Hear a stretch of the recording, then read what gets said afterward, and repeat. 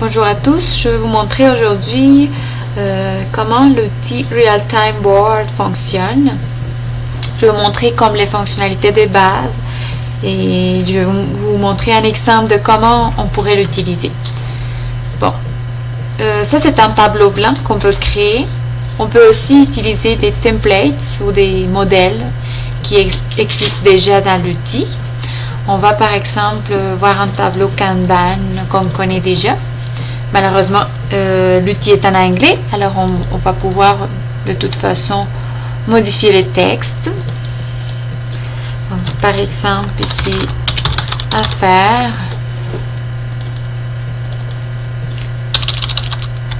en cours et fait. On va pouvoir aussi modifier ici à Teams. On va utiliser équipe A, équipe B, équipe C, équipe D. Bon, on peut l'utiliser comme on veut. On peut changer les couleurs. On peut mettre plusieurs formes dedans. On peut mettre des commentaires, des post-it, etc. Alors ça, c'est une façon de travailler en choisissant une de templates qui existe déjà. Aussi, ce qu'on peut faire, qu'on peut créer déjà à partir des images qu'on a aussi dans notre ordinateur. Par exemple, je vais choisir une image que j'avais déjà d'une maquette. Mettons que je suis une intégratrice web, puis que je vais travailler en équipe avec plusieurs collègues. Là, je vais mettre ici ma maquette. L'idée c'est que mon équipe puisse collaborer avec moi, qu'il puisse mettre ses commentaires puis les choses qu'il voudrait modifier. En même temps, je vais vous montrer aussi qu'on peut, je vais mettre une autre partie de ma maquette, je vais l'agrandir et je vais vous montrer, en fait on peut créer des liens. Donc, mettons que je veux montrer que ici le menu nous joindre va être lié à cette partie ici, nous joindre.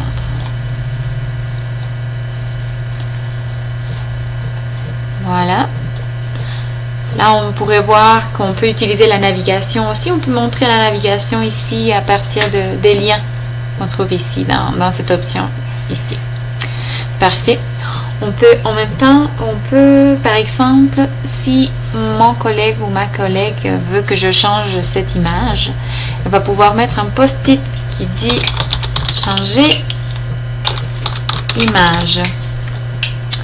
Elle peut aussi changer la couleur du post-it, l'agrandir, ou le mettre plus petit, plus grand, puis la taille du texte peut aussi être plus petite, plus grande, on peut choisir. Voilà. Si par exemple mon collègue ou ma collègue veut me montrer une image, alors ici je peux mettre un lien d'une image que je veux que la personne voit. Alors je vais mettre ici le lien, je vais faire appliquer, puis voilà, la personne pourra aller voir la photo que je veux. Parfait. On peut aussi faire des commentaires. Je vais vous donner un exemple ici avec l'outil de commentaires. Je vais cliquer ici, je vais dire l'image de fond est trop grande. Voilà. Ici, mon nom qui apparaît. Ici, on peut mettre soit résolu ou pas. On peut changer la couleur. On peut utiliser les couleurs aussi comme on faisait avant dans Trello.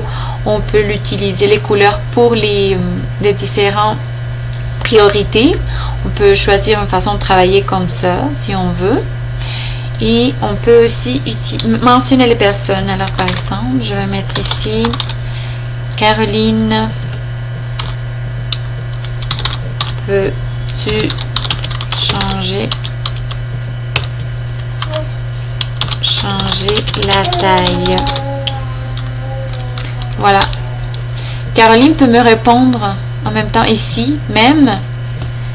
Et elle peut aussi aller ici dans le chat. Il y a une partie ici de chat où je peux écrire aussi Caroline, es-tu là? Voilà. Soit on peut communiquer par le chat, soit on peut communiquer par les commentaires. Ici, il y a une section de commentaires où je peux voir les commentaires que j'ai faits, puis les commentaires que d'autres personnes m'ont fait à moi, puis je vais mettre résolu ou pas, selon, voilà.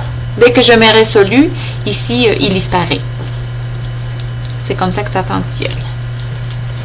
Parfait.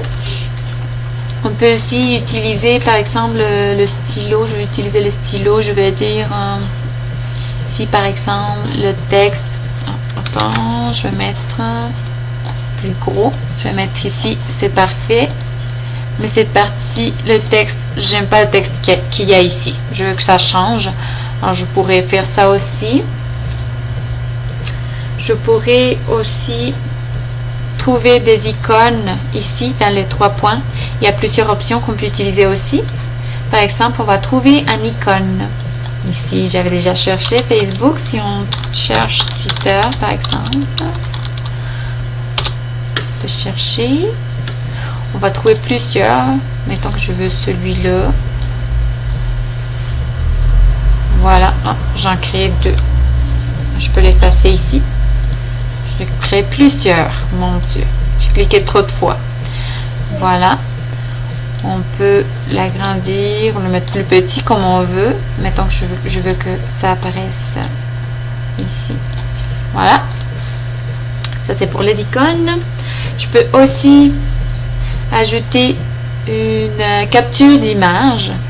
Par exemple, je veux qu'on voit cette image ici.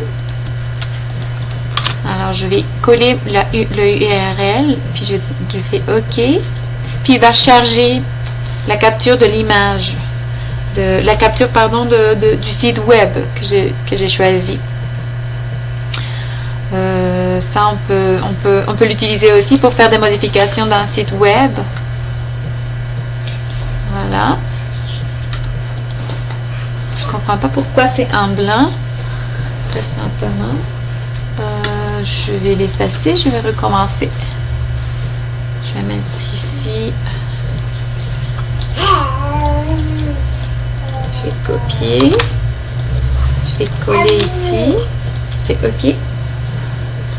Puis, on va avoir la capture de l'image que je veux que les personnes voient. De cette façon, on peut montrer des exemples. On peut, voilà, c'est ça ce que je voulais montrer. Alors, on peut mettre ça ici, par exemple. On peut le mettre plus petit. On peut le mettre, voilà. Voilà. Par exemple. Voilà. Aussi, on peut mettre un vidéo. Alors, on peut mettre ici le code pour le vidéo. Je vais ici chercher, par exemple, le vidéo Real Time Board. Ben, j'ai trouvé un vidéo ici. Puis dans l'option de partage, je vais copier le code pour le mettre dans un site web. Puis je vais le coller ici. Puis je fais embed. Il va mettre la vidéo ici.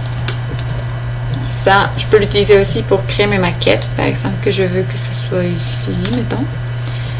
Puis, comme vous pouvez voir, si je fais play, il va reproduire la vidéo. Voilà. Voilà. C'est comme ça que ça fonctionne. Alors, c'est ça, grosso modo, comment ça fonctionne. Ici, on a plusieurs options aussi. Attendez, je vais mettre en pause la vidéo. On peut partager. On peut partager avec plusieurs personnes, inviter d'autres personnes. Évidemment, ça dépend de la quantité en fait, ça dépend si on a payé ou pas, qu'on peut partager avec plus de personnes. Ici, dans les settings, on a d'autres choses, les shortcuts, navigation mode, bon, il y a plusieurs options qu'on a ici. Ça, je trouve intéressant, Collaborators Cursors, parce qu'on peut soit voir quand quelqu'un est en même temps que moi à regarder les images ou en travaillant, je vais pouvoir choisir de voir son pointeur ou pas. Alors, si je veux, je peux le voir. Alors, il va y avoir la petite flèche qui apparaît avec le nom de la personne ou dans une couleur différente pour voir ce que la personne fait présentement. Voilà. Alors, grosso modo, c'est comme ça que ça fonctionne, Real Time Board. Après avoir fini, on peut ici soit sauvegarder comme une image ou un PDF ou comme un modèle aussi, on peut le sauvegarder. Et aussi, on peut créer même des présentations. Alors, pour les présentations, on peut même créer des frames. Si on veut, c'est comme des images pour les parties qu'on veut. Alors, par exemple, je vais créer une image ici pour dire que ça va être mon premier frame. Voilà. Après ça, je peux créer un autre, plus petit si je veux, ou plus grand. Voilà. Par exemple, le deuxième.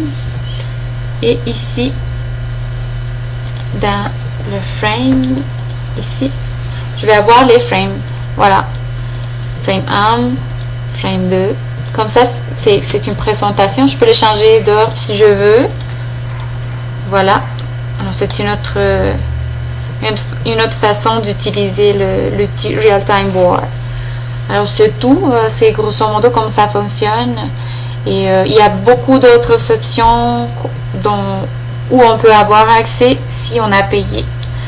Alors, je pense que c'est un outil simple à utiliser et en même temps très agréable parce qu'il ressemble un peu au programme qu'on utilise déjà, le logiciel de design qu'on utilise déjà. Voilà.